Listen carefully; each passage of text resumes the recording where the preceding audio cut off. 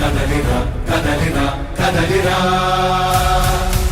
కదలిరా కదలిరా కదలిరా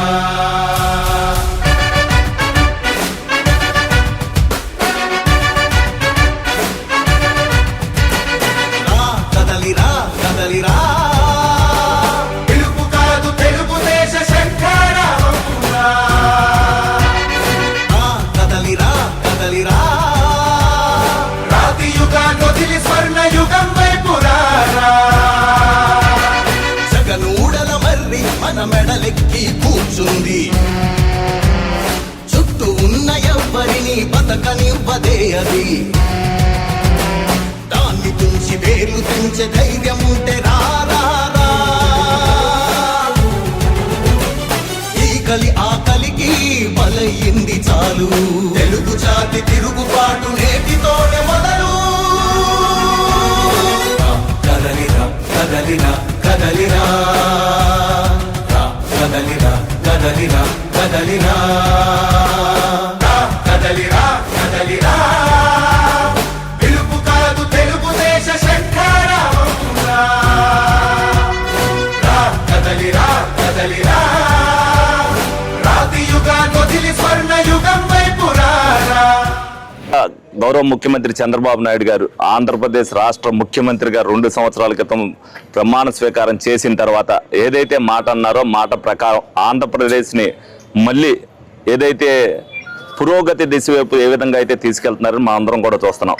ఒక పక్కన అమరావతి, ఒక పక్కన పోలవరం, అదేవిధంగా వైజాగ్ ఐటీ గురించి కానీ ఏ విధంగా ఉద్యోగాల కల్పన కోసం ఏదైతే ఒక బాధ్యతాయుతంగా చేస్తున్నారో ప్రజలందరూ కూడా గమనిస్తున్నారు.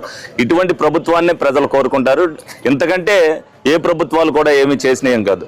ముందు ఆలోచనతో ఏదైతే లోగడ 2014 నుంచి 19 వరకు అభివృద్ధి చేసినా కూడా ప్రజలు ఏదైతే కొన్ని ఇబ్బందులు పడ్డారో అని అనుకున్నారో ఆ ఇబ్బందులను కూడా మనం ఎవరికి కూడా ఇబ్బంది లేకుండా ఉండాలంటే అన్ని వర్గాలలో కూడా సమానంగా న్యాయం జరగాలన్న ఉద్దేశంతో అన్ని విధాలుగా కూడా ప్రజలకు సహకారం అందిస్తూ నాయకులను కూడా ఏ రోజుకు ఆ రోజు జరుగుతున్న విషయాలన్నింటినీ కూడా సంవత్సరం అయిన సందర్భంగా 100 రోజులైన సందర్భంగా ఇప్పుడు 2 సంవత్సరాలైన సందర్భంగా మనం ఏం చేస్తాం ఏం చేయబోతున్నాం అనేది ప్రజలందరికీ కూడా తెలియపరచాలన్న ఉద్దేశంతోనే నిత్యం ప్రజలతో మమైకమై ఉండమన్నారు. అదేవిధంగా అన్ని చోట్ల కూడా డెఫినెట్గా వాళ్ళు కూడా ప్రజలు కూడా సంతోషంగా జరుగుతున్న పనుల గురించి వాళ్ళు చెప్పారు. వాళ్ళకి కావాల్సిన చిన్న చిన్నవి ఉన్నాయని కూడా చెప్పారు.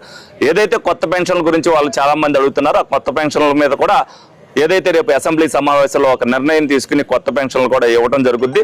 మరి ప్రజలు ఏదైతే ఈ 2 సంవత్సరాలు ప్రజల కోసం చంద్రబాబు నాయుడు గారు కూటమి ప్రభుత్వం కష్టపడిందో రేపు రాబోయే లోకల్ బాడీ ఎలక్షన్లో ప్రజల మద్దతునిచ్చి ఈ 2 సంవత్సరాల్లో మీ పరిపాలన పట్ల మాకు విశ్వాసం ఉంది, డెఫినెట్గా ఇటువంటి పరిపాలన మాకు కావాలని చెప్పి వాళ్ళు ఓటుతో ఆ విశ్వాసాన్ని చూపించుకోవాలని చెప్పి మనస్ఫూర్తిగా కోరుకోవడం జరుగుతుంది.